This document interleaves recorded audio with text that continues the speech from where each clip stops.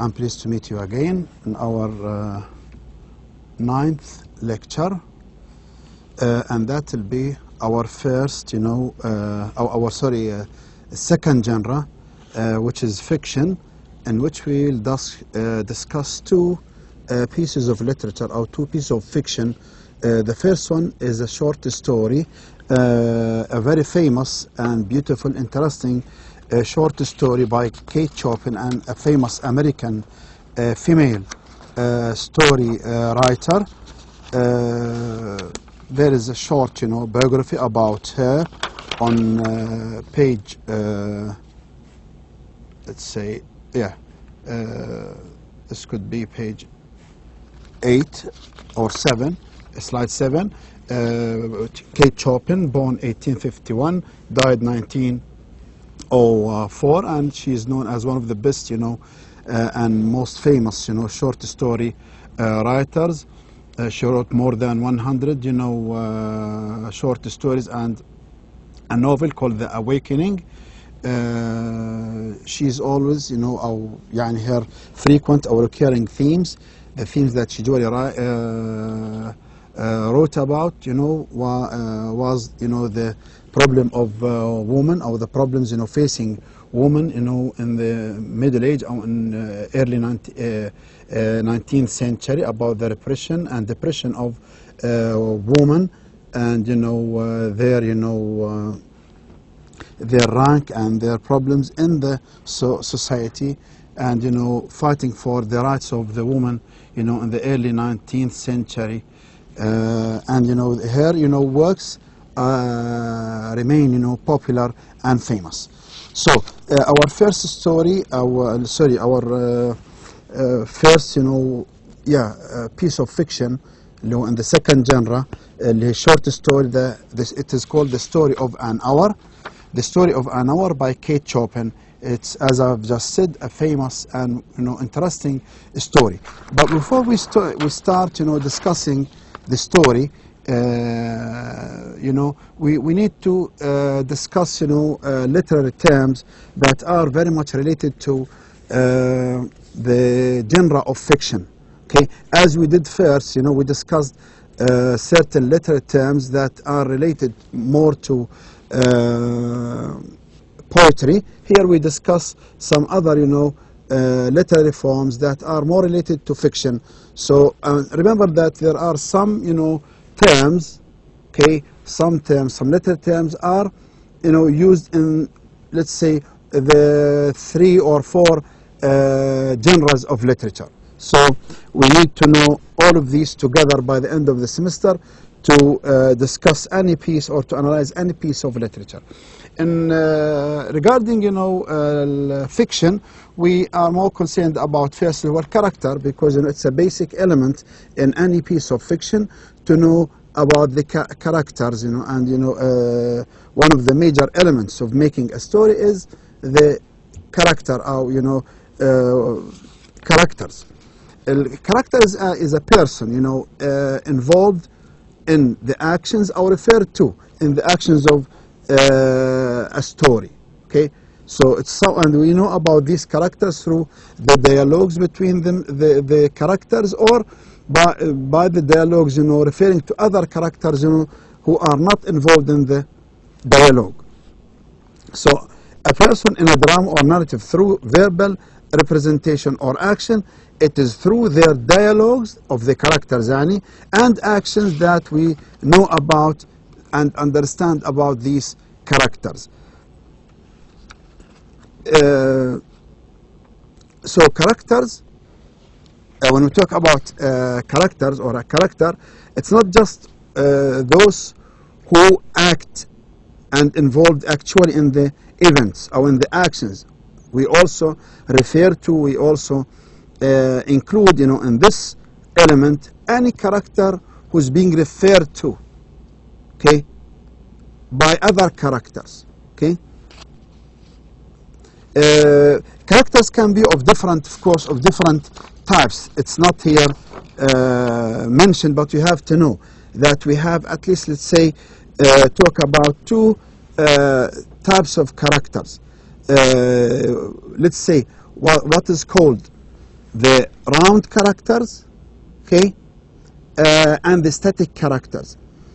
Round characters, we talk about characters, of different sides, and characters, who are developing characters, we also call them. The developing characters, the characters that change all through the course of the story. يعني they start of being something, and then they develop, and then they end up being something else different. They become, more mature. They start, say, as naive people, not knowledgeable, then they develop, and then they become mature people and more knowledgeable and more developed. Okay, these are the developing characters, or the dynamic, let's say dynamic characters. Then we have what is called static characters. Static characters, those characters who do not change all through the course of the story, and they remain the same. There are some characters who do not change at all from the beginning to the end of the story, like, let's say the parents of the heroes, the mother and the father, or the grandmothers and the grandfather, or let's say about drivers, or characters who act as drivers in a story, or waiters or waitresses in a story. They do not usually servants. These are called static characters, because they start and end the way they are. They do not change. Okay. These are what we call static characters. So we have dynamic characters, characters who change all through the course of the story, and then we have static characters, those who do not change. So the dynamic is the changing character. The static is the unchanging character who doesn't change. Foreshadowing is another figure of speech, or an element of stories. It's a statement, or statements that used in literature to give hints about what is going to happen, to suggest, to give clues to what is coming in the future of the events of the story. So it's the use of hints or clues to suggest what will happen later in literature. Okay, foreshadowing is a tool used to give a reader or audience a hint of what may happen later. Okay, oxymoron is a figure of speech used in literature in general, in poetry and in story, and it's a device when you use two contradictory words, okay, two opposing words together. Okay, each other in meaning are used together to form a paradox. Okay, like putting two contradictory words together. This is what meant by oxymoron. Oxymoron, putting two contradictory words together. Here we have example: hot ice, okay, cold fire, wise fool, sad joy. اوكي نقول مثلا زي ما نقول في العربي، نقول يعني نقول ان نار جنه، اوكي، حامض حلو، او يعني خلينا نقول مثلا سكون العاصفه، اوكي، او نقول مثلا سمعني صوت سكوتك. اوكي، to putting two contradictory words, okay, together, of course, to have a meaning, to imply something. Okay, plot, the effect of اللي هو ايش العقدة او الحبكة, the effect of the structure and relationship of the actions, events and characters in a fictional work. This is the plot. The plot اللي هو also we call it the arrangement of the let's say the sequence arrangement of the actions of the story. Okay, the sequence arrangement of the actions of the story. Okay, the arrangement of the actions of the story. Plot. Okay, يعني how the actions of the story put in the order the writer يعني wants it to be. A plot depends on conflict. Conflict is something you should know also. It's not here, but should be mentioned. Okay, So you have to remember this. Although it's not mentioned, okay, we may add it later, but it's something you need to know. The conflict, because there is no story without a conflict. Conflict هو صراع, and it's in English it's called the struggle. There is no story without a conflict, and the conflict is the struggle between two things, two powers, two objects. Okay, it can be a struggle. The conflict can be a struggle between a man and a man against a man against a woman, a man against himself, inside himself. Okay, psychological يعني conflict. You know, can be a man against the nature, a man against the society, a man against the traditions. Okay, these are different kinds of conflicts, and you know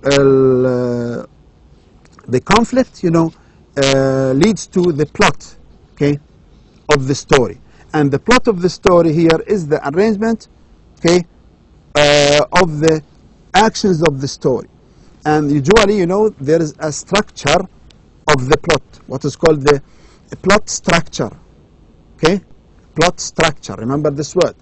The plot structure, also not mentioned here, is a structure that is, you know, that arranges the events of the story, the actions of the story, and it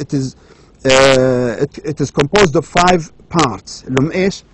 الانترودكشن, okay, the beginning of the story يعني, then the rising actions, then at the top زي الهرم, okay, زي القوس, at the top of the arch, at the top of the pyramid, في أعلى الهرم, بعد الرايزنج اكشن نمبر 3 اللي بيسموها الكلايمكس. الكلايمكس العقدة اللي هو the peak of the actions, okay, the most complicated part of the story اللي هي الحبكة أو قمة العقدة أو التعقيد في الأحداث, okay, the top, the peak of the actions of the story. After that we come to 3 اللي هو falling actions بنسميهم, the falling actions, that is number 4. Then we come to the end of the story اللي هو resolution or denouement أو اللي هو the end of the story. And these are the 5 parts of the plot structure. Again, plot structure is composed of 5 parts اللي هم ايش؟ the beginning, introduction of the story, rising action, climax, then falling action, then اللي هو resolution أو ال end of the story أو result, okay, the end of the story, resolution أو denouement يسموه. Okay, this is the plot of the story. Okay, after the plot, okay, we have the point of view. The point of view, of course, is another important element in making a story. اللي هو ايش? What is meant by point of view, we mean here the narrator of the story. يعني how is the story narrated? Through which eye point of view? And point of view here we mean either اللي هو ال eye point of view أو ال he point of view. يعني first person point of view أو third person point of view. ال I point of view اللي هو ال first person يعني I we. If the story starts telling يعني if it is told through the I, يقول I was, I go, I. Okay, this is what is called first person point of view. If the story is told from the third person point of view, we say he. So someone is telling us a story about someone else. He, so and so, he, they. Okay, and here he is not participant, is not part of the actions. Someone is telling us what is happening. Like in the first person اللي هو ال I point of view is a participant point of view. Participant narrator يعني الناريتر اللي هو ال I is what is part of the actions. يعني he participates in the actions of the story because he is one of the actors, one of the characters of the story. That is the I point of view. طبعا we have also different kinds of points of view. We have, you know, either I or third person point of view. Either it is omniscient or non-omniscient. Omniscient يعني يعلم كل شيء, عليم بكل شيء. Okay, ال I point of view, omniscient I point of view يعني ايش؟ when the narrator knows about what goes inside the characters. He knows about their dreams, thoughts, feelings, about what's going inside their hearts. That's omniscient. It can be omniscient, يعني wholly omniscient أو partly omniscient. Okay? يختار يكون هذا الناريتر إما يكون يعلم كل شيء عن كل الشخصيات أو يعلم عن فقط بعض الشخصيات وبالذات اللي هو إيش الشخصيات الرئيسية. يعني هون إيش partly omniscient. He knows just about one major character and what goes inside this character, but he doesn't know, or the narrator doesn't know about the other characters. Okay, and partly non-omniscient. Okay, when the narrator is objective, يعني he just tells what is happening. He just, the narrator tells what is happening without commenting and without going inside the feeling and the dreams, the thoughts of the characters. He just, talks about what is happening only. يعني برضه the point of view, let's say in general, it just acts like a camera. Okay, tells what is going on, and this camera decides what you can see. Okay, if it's an omniscient point of view, so the camera takes you inside the minds, the thoughts, their hearts, the feelings of the characters. If the narrator is not omniscient, so the camera just stays from outside. Okay, it's just telling you what you see from outside only, not inside. So a point of view is a narrative method which determines the manner in which the position from where a story is told. Okay. The point of view is perspective. في عنا first person اللي هو I will you, و third person he, she, it أو they. Second person you طبعا is rarely used. Okay, it's not very common, so we don't need to worry about. So we only worry about, or we just remember اللي هو two main points of view اللي هو first person I will we يعني, و third person اللي هو he, she, it وتجمعهم طبعا they. A third point of view طبعا we'll have examples of the two points of view. The first person like the telltale heart, with third person like the story of our first story.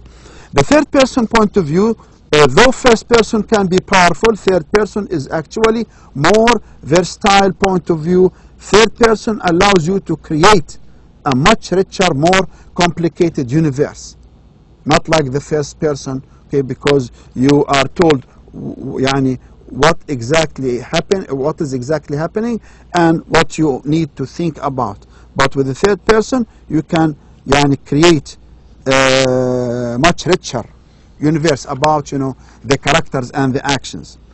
Setting is another element of a story. اللي هو ايش setting? When we talk about setting we talk about the place, the time اللي هو and the social atmosphere, the weather condition of the story.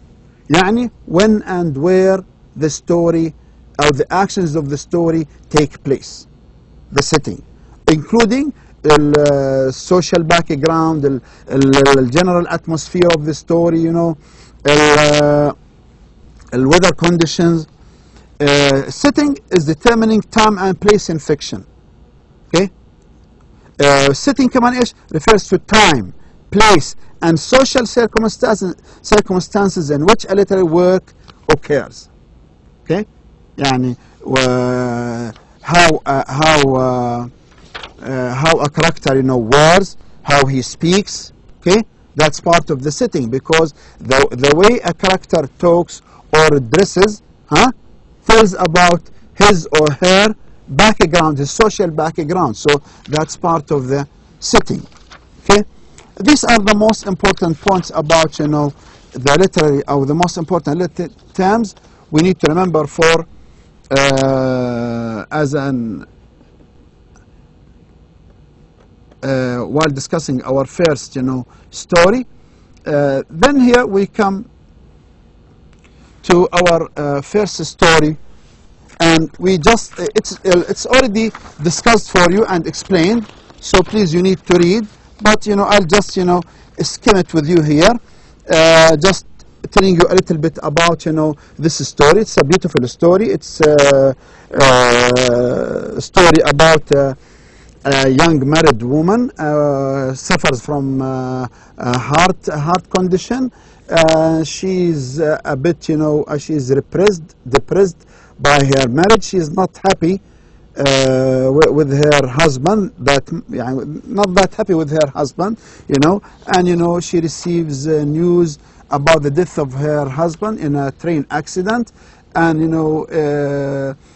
she after hearing the news of the death of her husband, she goes up to her room. She locks herself inside the room, and she sits in front of an open window, and she expresses her inside feelings about what she'll experience from today on, and how her future will be after the death of her husband. So she looks through an open window, looking out, watching the birds, the trees, the greenery, the beautiful scenery, sort of a spring, life outside the window, with little patches of dark, clouds. And she inside herself, she says, or she screams, silently, free, free, free. So she felt that she feels that she has freedom after the death of her husband. But then later on, we know that it was her husband. Her husband, did not die in that train accident. It was just a piece of news reported by mistake. But her husband was away from the location or the site of the train accident, and then he returns to the house, and then they think her sister, the wife, Mrs. Mullard, and her sister, and the friend of her husband, they think that if they tell her about the return of her husband, she will be very happy. So her sister goes up to her room, calling her to come down, to see her husband coming back, because and they tell her to tell the wife, the sister, gently about the return of her husband. They did not want her to suffer, because she has a heart problem. Anyway, she comes out of her the wife comes out of her room, going downstairs, and then she sees her husband and falls down, and she dies. And then the physicians came, the doctors came, and they think, and this is where the story ends. The doctors, because they know that she has a heart problem, they think that she was killed and she died because of joy, because of the joy of pleasure, being so happy because of the return of her husband. And this is ironic. Okay, زي ما نقول ومن الحب ما قتل, ولكن هو ايش? In fact, she did not die because of the return of her husband, safe. No, in fact, this depends on you and on your interpretation to the end of the story. Okay, it's possibly she died because of the return of her husband, because now she thinks that she'll go back to her old life, and now her husband has come back now, so her life will be again, let's say, depressed, oppressed, and she will not be happy as she thought, and she will not be free as she thought she would be. Okay, and that is the story of an hour. Okay, the story of an hour, publication. See, there is what is called, about this short story, the unities of the story. Yani has, it's well done, and it applies, observes the unity of the story, the unity of place, time, and theme. Because the story takes place in one place, in the house of Mrs. Mullard, in an hour, and it has one theme. Okay, that's observe of unities. The characters of the story, we have the main characters who are Mrs. Louise Mullard, the protagonist, the wife, who has the heart problem. She has a heart condition, and Brentley Mullard, her husband, okay, the husband of Mrs. Mullard, who appears at the end of the story. Then Josephine, her sister, Mrs. Louise's sister. Mrs. Louise's sister. Then Richard, who was the friend. Doctors who came at the end of the story and decides that Mrs. Louise Mullard died of joy, or joy killed her. Theme here is very important. Theme here discusses two major themes, a theme of oppression and a theme of repression. A theme of oppression اللي هو theme of اللي هو فكرة الظلم والاضطهاد, being oppressed, living under oppression by other people, or by other let's say object or factor or power. This could be someone who is oppressed, a wife oppressed by her husband, or a man oppressed by another man, or a servant oppressed by his master, or could be a husband oppressed by his wife. Maybe sometimes if someone has a bossy wife, oppression can be of different pictures and of different depictions. Here we talk about the oppression that was experienced by women in the early 19th century, and here being discussed by this story by Kate Chopin. Okay, so talking about women who were in the 19th century thought that just women were just to keep the house, to cook, to bear, and to rear children only, not anymore. Okay, and then repression, also talking about repression as another theme, اللي هو being under control, totally dominated or controlled by someone else, okay, or by something else. okay, اللي هو خلينا نقول زي اللي هو الكبت، okay، او يعني السيطرة. okay. هنا we have of course Mrs. Louise Mullard is being repressed, or pictured, or depicted as someone who is repressed by her husband, and when she hears that her husband died, she felt happy, and she felt that she would be free after his death. Why? Because she was repressed by him. And that could be also some also they think that her heart condition was because of depressed and repressed life after marriage. Symbolism, we have different symbols used in the story. Here we talk about the major symbol, that is springtime. Okay, looking through the window, watching the trees and the grass and the birds, springtime, because it's a symbol. Springtime is always used as a symbol of rebirth, a new life, freedom. Okay, So exciting life, and Mrs. Muller thinks is awaiting for her, or awaiting her, sorry, because she thinks when she heard the death of her husband, she thinks that she'll have a free life, and a free life is awaiting her.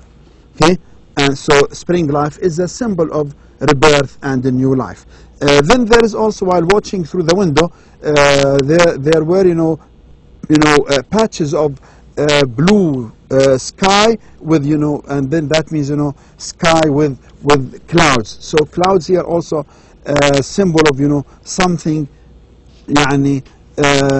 bad is expected, because the sky is not clean. Sorry, it's not clear. It's still there are clouds in the sky. So that means the freedom, there is a hint here that the freedom is not complete, or there is something coming to spoil, or destroy this dream about freedom. And then there's also the window itself, the open window, looking through an open window. The open window is also a symbol of freedom. Okay, it's an open window, so an open life is awaiting her. Okay, that's also another symbol. Then we have figures of speech اللي هو في عندنا paradox. Okay, revealed in half concealing. هذا half concealing موجود، هذا half concealing، هذا paradox. Okay, البارادوكس اللي هو ايش؟ having اللي هو statement a contradictory statement. هذا مر معنا في البويتري. البارادوكس اللي هي revealed اللي هو contradictory statement, or a statement that sounds silly, impossible at the surface, but in fact it's true. Okay, and if you think about it more, you'll find it true. So revealed in half concealing، هذا paradox. بعدين في عندنا storm of grief، هذا metaphor, comparison. storm of grief. Physical exhaustion that haunted the body، هذا metaphor personification. Okay, عندنا physical exhaustion haunted the body، making the physical exhaustion like a person. Okay, haunt her body. Breath of rain metaphor or personification برضه.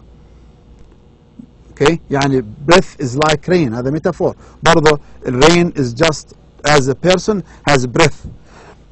This is also personification. Okay, you can also read these different figures of speech to the end here.